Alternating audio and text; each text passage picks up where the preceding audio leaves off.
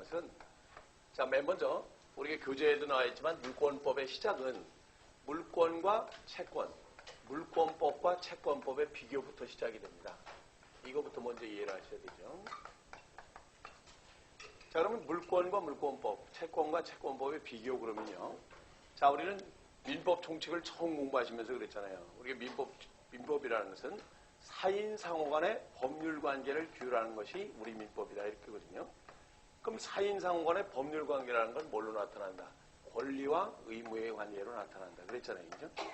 그러면 권리라는 것은 우리 사인이 가질 수 있는 권리에는 어떤 것들이 있을까요? 우리 민법상의 권리에는 맨 먼저 우리가 뭐가 있어요? 인격권이라는 게 있다고 그랬죠. 그죠? 인격권이라는 것은 자기 자신에 대해서 가지는 권리로서 생명권, 자유권, 명예권, 신체권 이런 것들을 인격권 그래요. 그죠?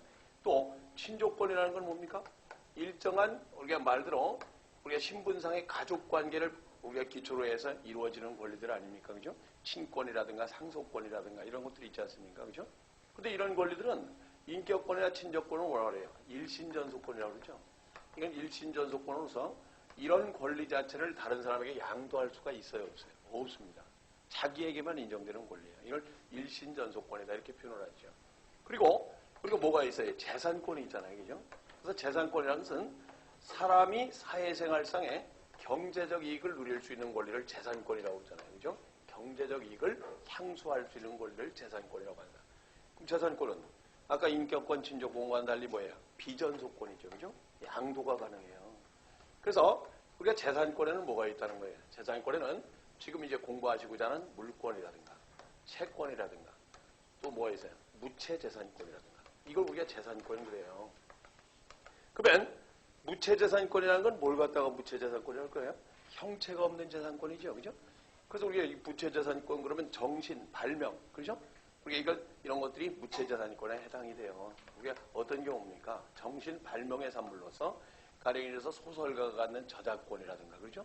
우리가 발명을 했다 특허권, 실용실현권, 의장권, 상표권 들어보셨죠? 이런 것들이 무채재산권이에요. 그러면 사람이 갖는 재산권 가운데 물권과 채권이라는 것은 물권은 뭐예요? 사람이 물건에 대해서 가지는 권리를 물권이라고 그래요. 그래서 물건에 대한 지배권이다 이렇게 표현하죠. 자, 물건에 대한 지배권을 물권이라고 해요. 그러면 물건에 대한 지배권 가운데 사람이 물건에 대해서 가지는 권리 가운데 가장 완전한 권리가 뭐가 있을까요? 가장 완전한 권리, 소유권이죠. 그래서 우리가 물권법은 바로 뭐를 중심으로 해서 만들어진 법이다. 소유권을 중심으로 해서 만들어진 법이 물권법입니다. 아시겠죠? 이걸 우리가 잘 염두에 두셔야 돼요. 근데 채권이라는 건요. 자, 우리가 물권과 채권을 비교할 때 우리가 그렇게 표현을 하잖아요. 물권은 소우자의, 그죠? 물권입니다. 그래서 예전에는 가장 우리가 물건 가운데 중심이 된 물건 가운데 뭐예요? 소가 있었잖아요. 이제 농촌에서 소가 재산 미천이 가운데 굉장히 중요했잖아요. 그죠? 채권은 뭐가 붙어 있어요? 사람 인변이 붙어 있어요. 그죠?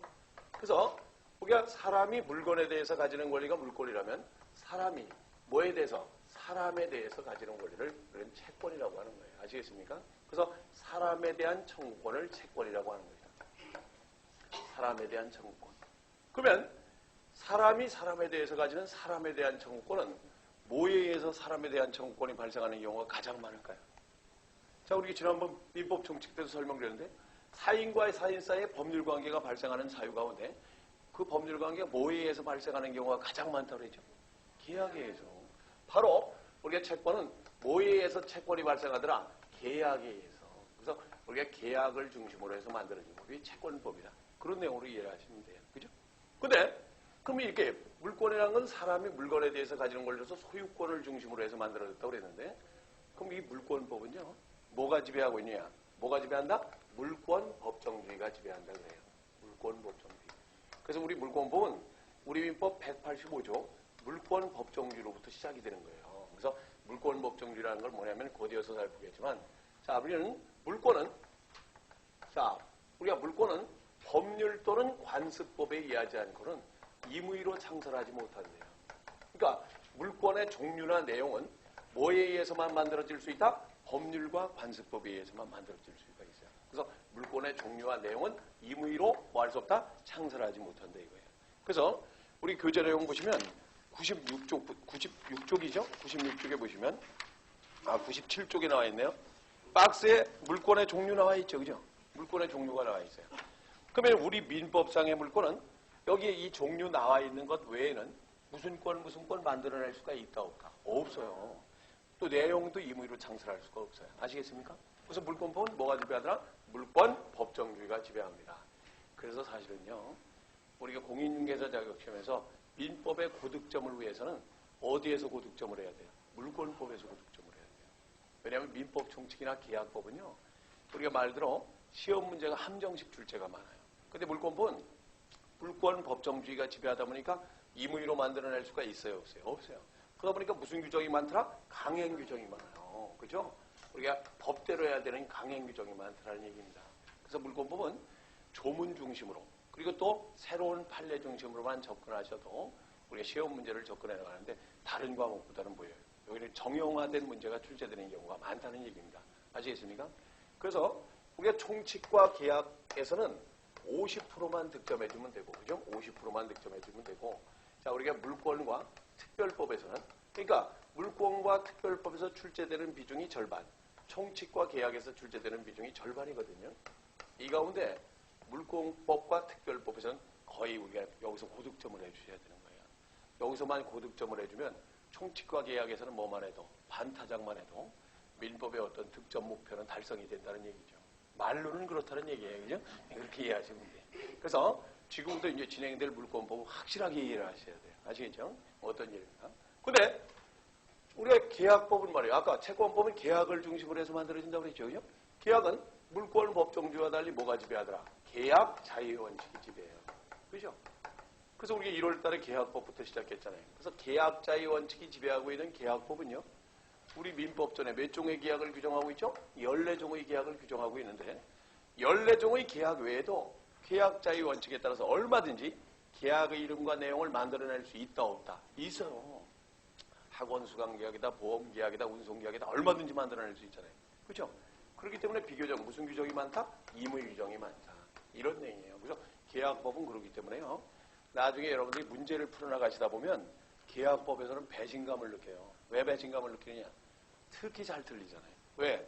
시험장에서는 마치 맞았는 것 같은데 하고 나서 보면 제일 많이 틀린 게 계약법이에요. 그렇게 말장난이 심하다는 걸 꼭 염두에 두셔야 됩니다. 아시겠습니까? 그러면 이게 물권과 채권법의 특징에 대해서 살펴봤는데 그 외에도 이제 어떤 말로 하십니까? 물권은 절대권이요. 채권은 상대권이다. 또 물권의 객체는 뭐다? 물건이다. 물권의 대상이 되는 건 물건이다 이 말이에요. 물건에 대한 지배권이 물권이잖아요. 그죠? 사람이 물건에 대해서 가지는 권리다 이 말이에요. 근데 채권은 우리가 어떤 게 대상이다? 우리가 채권은 채무자의 급부행위가 그 대상이다. 채무자의 급부행위. 급부라는 건 뭐냐면은 채무의 내용에 쫓아서 변제에 제공하는 게 급부예요. 그죠? 돈 빌려 썼다면 뭐예요? 우리가 돈 갚는 게 급부 아닙니까? 그죠? 임대차 계약을 체결했다 그러면 임대인은 뭘 급부해 줘야 돼요? 자, 사용 수익할 수 있도록 임차 목적물을 우리가 양도해 줘야 될 거 아니에요. 그죠? 임차인은 뭐예요? 차임을 지급하는 게 급부의 내용이죠. 그래서 이게 우리가 물권의 대상은 물건이고 채권의 대상은 우리가 말대로 우리가 채무자의 급부행위가 그 대상이 되는 것이다. 이런 내용이에요. 다음에 물권은 절대권이에요. 채권은 상대권이다. 이런 표현을 쓰거든요. 절대권, 상대권. 절대권, 상대권이라는 말은 다른 표현은 뭐죠? 제3자적 효력이 있느냐 없느냐 이런 뜻이에요. 그러니까 물권은 절대권이기 때문에 누구에게도 대항할 수 있다? 제3자적 효력이 있어요. 근데 우리가 채권 관계는 원칙적으로 제3자적 효력이 있다 없다? 없어요. 오로지 상대방에 대해서만 행사하는 권리다. 그래서 특정인에 대한 권리다. 또는 뭐예요? 대인권이다. 이런 표현을 써요. 이거는 무슨 뜻이냐면 어렵게 생각할 게 아니라 이렇게 이해하시면 되잖아요. 가령 갑과 을 사이에 돈 빌려주고 차용증을 주고받았다. 우리가 돈 빌려주고 차용증을 주고받았다면 이건 물권관계의 채권관계, 채권관계죠. 그래서 오로지 채권자는 누구에 대해서만, 채무자에 대해서만, 오로지 상대방에 대해서만 행사할 수 있다 이 말이에요. 그죠? 제3자적 효력이 있어요, 없어요? 없어요. 자, 그래서 우리가 말한 대로 채권관계는 오로지 상대방에 대한 권리인데 반해서 자, 가령 갑이 병에게 돈을 빌려주고 병의 주택을 담보로 해서 저당권을 설정했다. 그럼 저당권은 채권이에요, 물권이에요? 물권이잖아요. 물권이기 때문에 이때의 경우 병이 이 집을 정에게 팔아먹었다, 무에게 팔아먹었다 이랬다 할지라도 애당초의 법률관계는 누구와 맺었어요? 병과 맺었죠. 그러나 물건이 누구의 수중으로 옮겨가든 옮겨가면서 권리를 행사할 수 있잖아요. 그죠? 제3자적 효력이 있느냐 없느냐, 또는 다른 표현으로 대항력이 있느냐 없느냐 이렇게 표현을 해요. 그래서 물권은 뭐가 있다? 대항력이 있다. 제3자적 효력이 있는 반면에 채권관계는 뭐다? 오로지 상대방에 대한 권리다. 이런 내용들을 이해를 하셔야 돼요. 그래서 계약은 뭐니까? 약속이잖아요. 약속이니까 누구와? 약속을 한 상대방에 대해서만 권리를 행사할 수 있을 뿐이다. 이런 내용으로 이해하시면 되겠죠. 다음에요. 양도성이 자유롭다, 양도성이 제한된다. 이런 말도 나있죠. 그래서 물권은 양도성이 자유롭대요. 그래서 나중에 앞으로 이제 공부하시겠지만 물권의 종류인 전세권이다, 저당권이다, 지상권이다. 우리 임의로 양도할 수가 있잖아요. 그죠? 소유자의 동의 없이도. 이게 법률상 그렇게 돼 있어요. 근데 채권은 사람과 사람 사이의 약속이니까 상호 신뢰관계를 바탕으로 하잖아요. 그죠? 상호 신뢰관계를 바탕으로 하니까 임의로 양도할 수 있는 것이다 아니다. 아니다 이 말이에요. 가령 채권관계에서 갑과 을 사이 임대차 계약을 지게 되는데 이때 임차인이 세입자가 임대인의 동의도 없이 다른 사람한테 양도해서는 돼야 안 돼요. 안 되잖아요. 그죠? 그래서 채권관계 이렇게 상호 신뢰관계를 바탕으로 하기 때문에 양도성이 제한되는 경우가 많더라. 쉽게 이렇게 이해를 하셔야 돼요. 다음에 이제 물권과 채권의 가장 커다란 차이로서 우리가 확실하게 이해를 할 것이 물권은 뭐가 있다? 배타성이 있다 그래요. 배타성. 근데 채권은 뭐가 없다? 배타성이 없다. 이런 표현을 쓰죠. 이걸 우리가 잘 기억해 두셔야 돼요. 그래서 우리가 배타성이라는 건 뭐다? 배타성이라는 말은 앞으로 이제 민법을 공부하시는 동안에 배타성이라는 말이 나오면 뭐다? 독점적이다. 이런 내용으로 이해를 하세요. 독점적이다. 그러니까 물권의 배타성은 어떻게 나타나는가요? 자, 물권법 책을 읽어보신 분은 물권의 배타성은 뭐라고 나타나죠? 일물일권주의다. 이렇게 나타나요. 일물일권주의다. 그래서 사실은 이건 지난 토요일날 공시법에서 설명드렸었던 바가 있는데, 그죠? 그래서 이게 일물일권주의라는 게 뭐냐면은, 자, 물권이라는 걸 말이죠. 독점적이어서 하나의 물건에 소유권은 몇 개뿐이다. 하나뿐이에요. 그죠? 소유권이 둘일 수는 없잖아요. 그래서 우리 토지의 경우는 소유권의 단위가 뭘로 나눠진다고 그랬죠? 필지예요, 필지. 한 필의 토지에는 소유권이 몇 개뿐? 하나뿐입니다. 그래서 우리가 두 개의 소유권을 하기 위해서는 무슨 절차가 필요해요? 분필 절차가 필요해요. 그래서 이게 일물일권주의라는 의미를 잘 이해를 하셔야 돼요.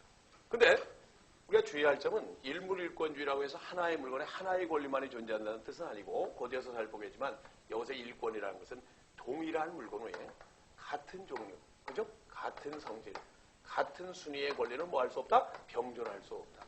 이걸 일물일권주의라고 표현하죠. 하나의 물건에 같은 종류, 같은 성질, 같은 순위의 권리는 병존할 수가 없어요. 그러니까 이걸 반대로 얘기한다면 뭐가 다르다면 종류가 다르다, 성질이 다르다, 순위가 다르다면 뭐 할 수도 있다? 병존할 수도 있죠. 그렇기 때문에 우리가 물권의 일물일권주의, 배타성을 실현하기 위해서는 우리가 보세요. 하나의 물건에 이렇게 소유권이 존재하고 있다면 이 소유권이 존재한다는 사실을 외부에 알려야만 다른 소유권이 존재하지 않을 거 아니에요. 권리관계의 다툼이 없을 거 아닙니까? 그래서 이런 물권의 일물일권주의, 배타성을 실현하기 위해서는 이런 권리관계가 존재한다는 것을 뭐 할 필요가 있다? 공시할 필요가 있다는 겁니다. 공시할 필요가 있죠. 그죠? 그래서 부동산 물권은 뭐에 의해서 공시를 하더라? 등기에 의해서 공시를 하더라. 그런 얘기죠. 그래서 만약 일본에 이 토지를 목적으로 이용을 목적으로 한 지상권이 설정되어 있다면 우리가 같은 종류의 지상권은 병존할 수가 있어요? 없어요? 없죠. 그러나 우리가 이 토지를 담보로 저당권을 설정할 수는 있다 없다? 있죠. 그러나 우리가 저당권이 설정됐을 때 똑같은 2번 순위의 저당권은 병존할 수 있다 없다? 없죠. 뭐가 다르다면? 순위가 다르다면 병존할 수 있다. 그래서 이게 물권의 배타성을 실현하기 위해서는 물권의 관계는 이런 권리관계가 존재한다는 걸 뭐 하더라? 공시하더라 이 말이에요. 공시하다 보니까 그럼 3번 저당권자는 자기보다 선순위의 저당권이 설정되어 있다는 사실을 알고 들어왔다 모르고 들어왔다? 알고 들어왔잖아요. 그렇기 때문에 물권과 물권이 부딪혔을 때는 이때는 뭐에 따라서 우선순서를 따진다? 성립순서에 따라서 우선순서를 따진다는 거예요. 아시겠습니까? 그래서 우리가 물권의 배타성이 있기 때문에 물권은 이 배타성으로 인해서 뭐가 인정되더라? 우선적 효력이 인정돼요. 먼저 성립한 물권이 후에 성립한 물권보다 우선하더라. 우선적 효력이 있어요. 근데 채권관계는 배타성이 있어요? 없어요? 없죠. 채권관계는 배타성이 없기 때문에 배타성이 없다는 걸 뭐냐면 보세요. 채권관계는 사람과 사람 사이의 약속이잖아요. 사람과 사람 사이의 약속이니까 갑이 가령 을에게 돈을 빌렸으면서 내가 돈 못 갚았을 때는 이 집 줄게. 그래서 지네들끼리 대물변제의 약속을 했대요. 아, 못 갚으면 이 집 주겠다. 약속을 했대요. 근데 병에게도 못 갚으면 이 집 줄게. 못 갚으면 이 집 줄게. 이중 삼중의 약속도 가능하다 불가능하다? 가능하잖아요. 이게 공시하는 것도 아니잖아요. 그죠? 그렇기 때문에 채권관계는 그럼 이런 약속은 누가 먼저 우선하느냐? 누가 먼저 우선하는 게 있어요? 없어요? 없죠. 그래서 채권관계는 배타성이 없기 때문에 어떤 권리관계가 우선하느냐 관계없죠. 무슨 주의? 채권자 평등주의가 지배하더라. 그죠? 먼저 성립되느냐 나중에 성립되느냐를 가리지 않고 우리가 보면 채권자 평등주의가 지배해요. 아시겠습니까? 그렇기 때문에 우리가 나중에 가서 살펴보겠지만 물권관계와 채권관계가 부딪히면 자 물권관계와 채권관계가 부딪히면 시간상으로 누가 먼저 성립했느냐를 가리지 않고 뭐가 우선한다? 물권이 우선하죠. 그래서 보세요. 맨 마지막에 돈을 빌려준 을병정에게 만약 돈을 빌렸으면서 갚지 못하면 이 집 주겠다 그랬는데 맨 꼴찌에 돈을 빌렸은 문은 나 그 약속 나는 못 믿겠어. 저당권 설정해줘. 그래서 저당권을 설정했다면 이 사람들보다 뭐가 우선해? 저당권이 우선하더라 이 말이에요. 이런 내용들을 우리가 잘 염두에 두셔야 돼요. 그래서 배타성이 있다 없다라는 걸 잘 염두에 두실 필요가 있죠. 다음에요. 물권법은 우리가 로마법과 게르만법의 요소를 동시에 지닌다. 이런 표현을 쓰거든요. 그래서 잘 염두에 둘 것은 우리의 민법이 어디에 영향을 많이 받았다고 그래요? 일본과 독일 민법의 영향을 많이 받았다고 그러죠. 그죠? 그런데 물권법만큼은요. 우리가 독일 민법, 일본 민법, 각 나라마다의 고유성이 각 전통과 관습의 영향을 받는다는 겁니다. 아시겠습니까? 그 독일의 물권법이 다르고 우리의 물권법이 다르고 일본의 물권법이 다르다는 거예요. 우리가 대표적인 예로 독일만 하더라도 토지와 건물을 뭘로 본다? 일체로 봐요. 근데 우리는 토지와 건물을 별개의 부동산으로 봅니다. 아시겠습니까? 또 가까운 일본만 하더라도 우리는 동산의 질권이지 부동산에 대한 질권은 있어요? 없어요? 없습니다. 근데 걔네들은 부동산에 대한 질권도 인정이 돼요. 그래서 각 나라마다의 물권법의 성향이 다르다는 얘기입니다. 근데 다만 그 밑에도 나와 있지만 우리가 두 번째 나와 있죠.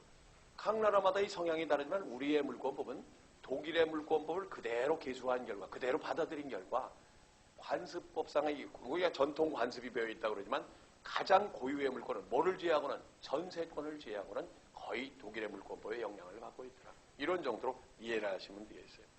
다음에 채권법은 뭘 중심으로 한다? 계약을 중심으로 한다 그랬죠. 그죠? 계약을 중심으로 하다 보니까 요즘은 인터넷을 통해서도 외국과의 상거래가 가능하죠. 그죠? 그러다 보니까 채권법은 계약을 중심으로 한 거래법이다 보니까 우리가 각 나라마다의 어떤 물권법처럼 각 나라마다의 어떤 고유법적 성격을 갖는 게 아니라 보편 타당성을 지니게 되더라. 그죠? 점점 세계 공통화하는 경향을 보이고 있더라. 이런 내용으로 이해를 하시면 되겠어요. 그죠? 그래서 우리가 물권법 첫 단원으로서 우리의 물권과 채권의 비교에 대해서 살펴보셨는데 바로 밑에 이제 다음 밑에 보면 물권의 객체에 대해서 나와 있죠. 그죠? 그럼 물권의 객체는 뭐예요? 물건이에요. 물권의 객체는 물건이다. 그래서 우리가 물건이 물권의 대상이잖아요. 그죠? 그런데 우리 민법상 물건이 그러면요. 우리 민법상 물건에 대해서는 뭐라고 정의를 했는 줄 아십니까? 자, 우리는 유체물 및 관리 가능한 동력, 자연력 이걸 물건이라고 한다는 겁니다. 유체물 및 관리 가능한 동력, 자연력이에요. 그러니까 유체물이라는 건 뭐예요? 형체가 있는 물건이죠. 그죠? 그래서 형체가 있는 물건만이 물건이 아니라 관리 가능한 동력, 자연력. 예를 들어 전기라든가 가스라든가 열기라든가 냉기라든가 원자력이라든가 이런 것들도 물건이 될 수 있다는 거예요. 아시겠습니까? 이 개념을 우리가 잘 이해하실 필요가 있죠. 그래서 우리 민법상 물건이 되기 위해서는 자 뭐가 있어야 돼? 독립성이 있어야 돼요. 우리 민법상 물건이 되기 위해서는 독립성이 있어야 된다. 독립성이 있을 것이죠. 그래서 여기 독립성이 있을 것과 관련해서는 아까 그랬잖아요. 토지도 무한히 연속된 걸 인위적으로 구획을 해서 한 필, 두 필로 정하지 않습니까? 그죠?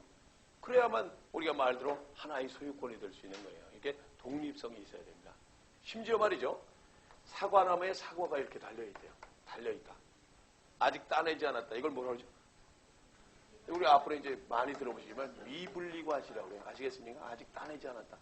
그럼 미분리과실은 뭘로 다뤄질 것 같아요? 동산이다, 부동산이다? 부동산이에요. 아시겠습니까? 부동산이에요. 토지의 정착물로 다뤄집니다. 따내야만 비로소 뭐가 된다? 동산이 되는 것이다. 그런 내용으로 이해를 하시면 돼요. 그래서 우리 민법상 물건이 되기 위해서는 독립성이 있어야 되는 것이다. 이런 내용을 이해하셔야 되죠. 다음에 두 번째, 배타적 지배가 가능해야 된다. 자, 지금 뭐예요? 배타적 지배라는 건 관리가 가능해야 된다 이 말이에요. 관리가. 그렇기 때문에 우리 민법상 저 하늘에 해다, 달이다, 별이다. 우리 민법상 물건일까요? 아니에요? 아닙니다. 뭐가 안 된다? 배타적 지배가 안 되잖아요. 관리가 안 되잖아요. 그래서 우리 민법상 물건이 되기 위해서는 두 가지 요건을 갖춰야 되는 것이다. 이런 내용들을 이해를 하시고요. 다음에 우리 민법상 물건이 되기 위해서는 또 뭐라고 해요? 특정, 독립, 현존하는 물건이어야 됩니다. 특정, 현존, 독립된 물건일 것이 요구가 됩니다. 그래서 맨 먼저 우리가 잘 이해하셔야 돼요. 자, 우리는 채권의 대상은 특정, 독립, 현존하지 않아도 가능하다, 불가능하다? 가능합니다. 아시겠습니까? 채권의 대상은. 예를 들어서 아파트 모델하우스만 져놓고도 매매계약 가능해요, 불가능해요? 가능하잖아요.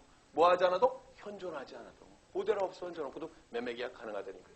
근데 물권의 대상은 현존하지 않으면, 자 보세요.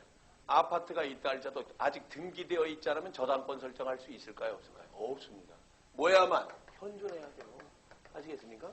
또 특정이라는 것은 광명사거리 일대의 땅, 이래서는 물권의 객체가 될 수 있어요? 없어요? 없습니다. 그런데 채권의 객체는요.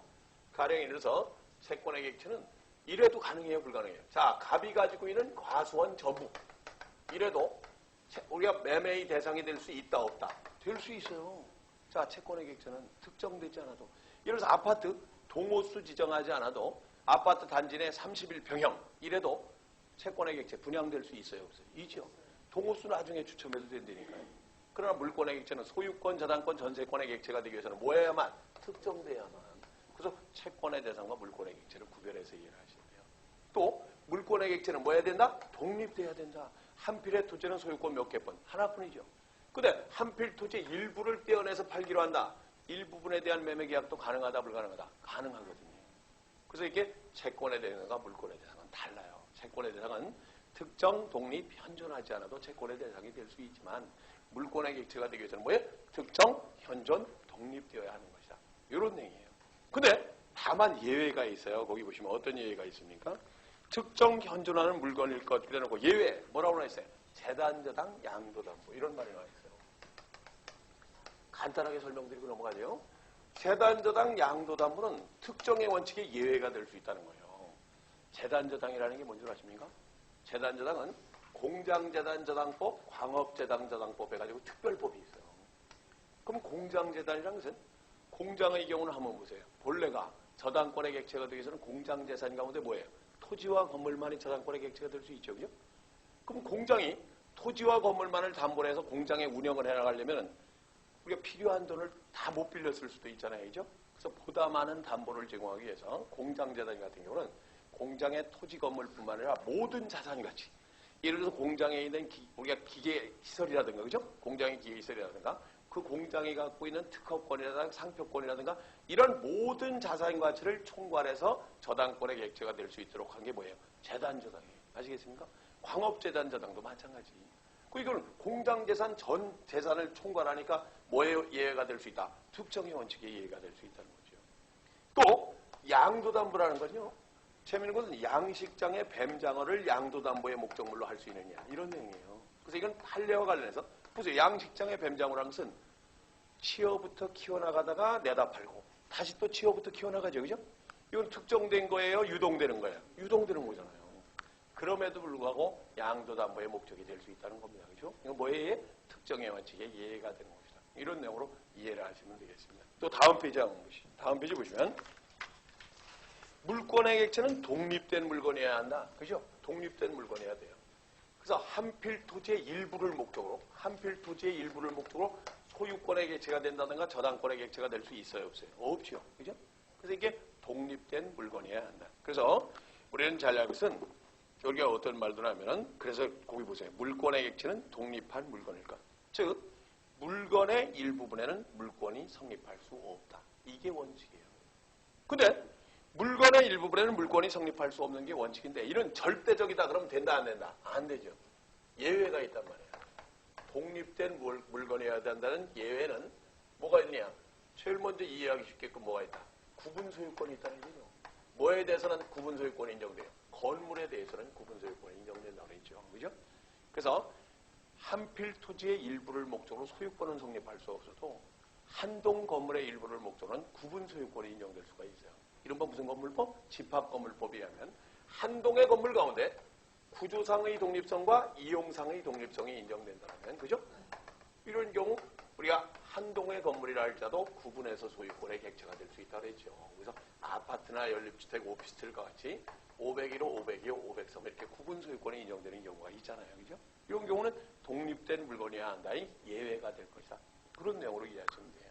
다음에 두 번째, 이게 또 독립된 물건이어야 한다의 예외가 우리 민법이 규정할 물권 가운데 무슨 물권? 용익물권이 있어요. 그래서 용익물권은 지상권, 지역권, 전세권과 같은 이 용익물권은 곧이어서 설명드리겠지만 한 필토지 전부를 목적으로 하는 게 아니라 지상권, 지역권은 한 필토지 일부를 목적으로 할 수도 있고 전부를 목적으로 할 수도 있어요. 전세권도 마찬가지. 한 동 건물의 일부를 목적으로 할 수도 있고 전부를 목적으로 할 수도 있는 거예요. 아시겠습니까? 그래서 이런 것들은 독립된 물건이어야 한다의 예외가 될 것이다. 이런 내용으로 이해를 하시면 되겠습니다.